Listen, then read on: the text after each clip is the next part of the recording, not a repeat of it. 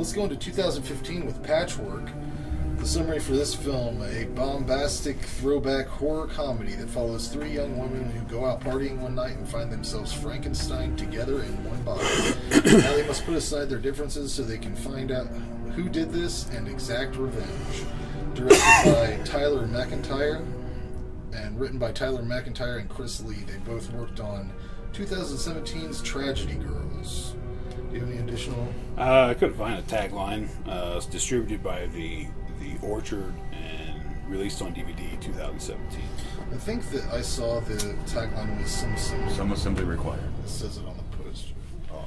But I don't know if that's a tagline or if it's just a sign on the fucking garbage can. A little trivia for this movie.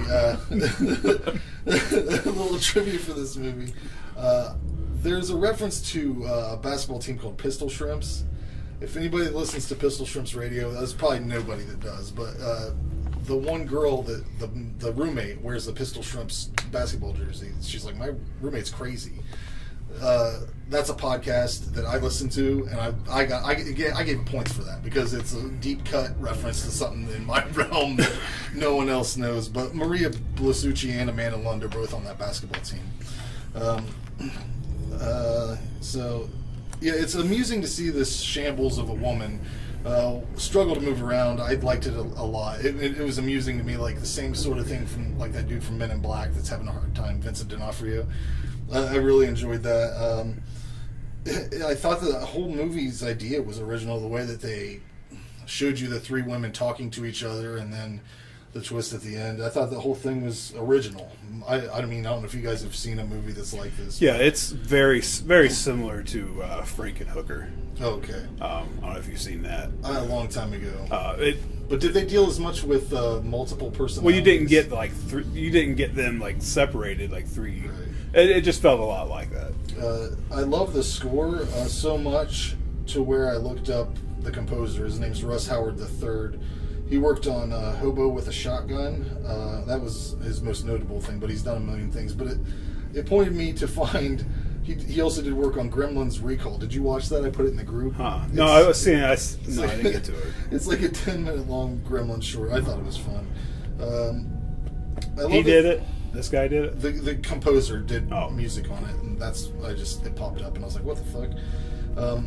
I love that they made Maria Blasucci's character a psycho killer, and the fact that the two mild-mannered women are sharing a body with this crazy woman added a new wrinkle to the storyline. I really like the writing a lot on this. When this guy's having sex with this woman, though, you gotta assume that smelled real bad. That's so... Could you do that? Could you do that? I don't think I could do that. You do what? Go through with the sex with the Franken bitch. I couldn't do it. There had to be some stank on that hang down. I liked the ending a lot. I thought that the owl cat made me laugh because they show this owl cat at the beginning. So bad. It looks so shitty. And I'm like, what the fuck is that? And then they just disregard it. And then it comes back and they set up this whole joke that's him. He has a button. Release the owl cat. He hits it. The thing just flies off. It's just a cheap, lame joke that made me laugh. But he also says, "Fly, Archimedes, fly." That's what made me. That's what got me. I think this would be a solid double feature with like Idle Hands or Deathgasm, something like that. That's like fun. Maybe The Babysitter. It's a fun, gory comedy. I'll probably rewatch this a few times. 8 out of 10 for me. Yeah, so it's a Canadian horror comedy, but I don't think it does either well enough.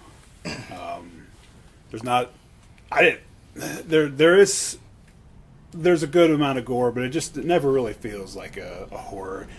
And I was expecting, I knew it was a horror comedy, so I was expecting there to be.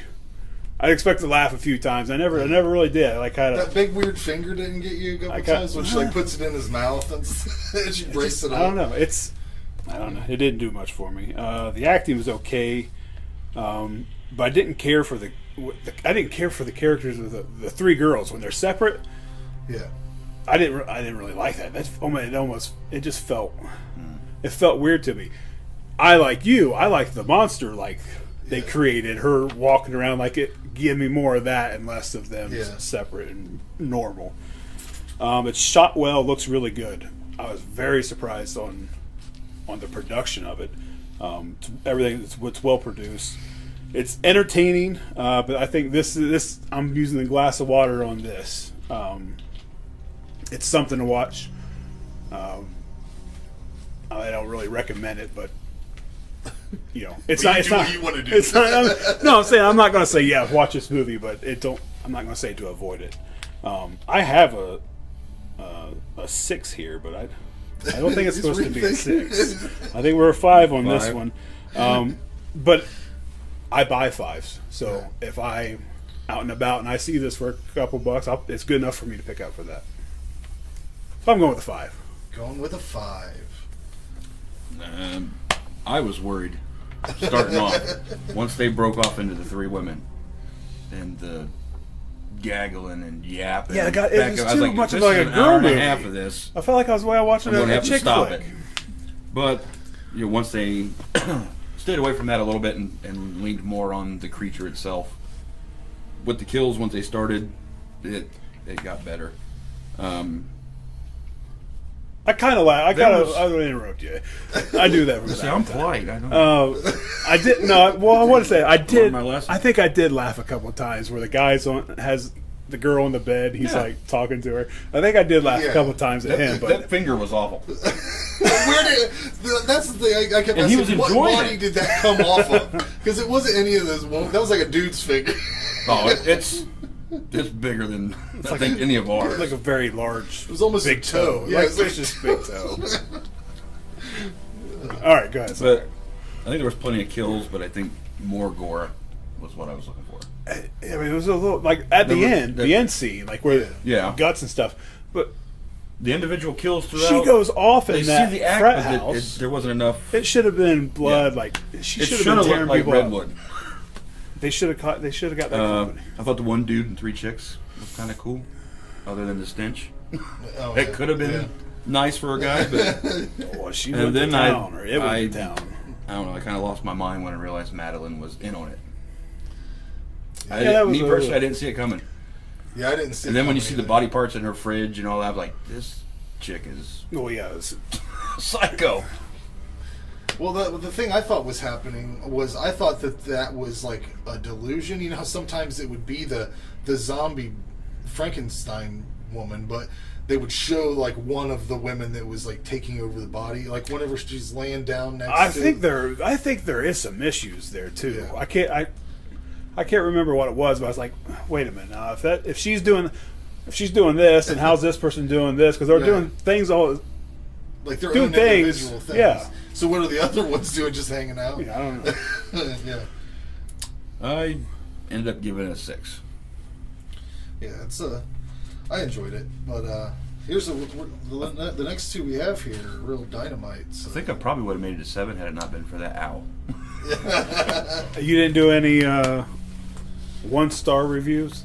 No, did you? No. No, God no. You're the 1-star review guy. Oh, am I? I've become that.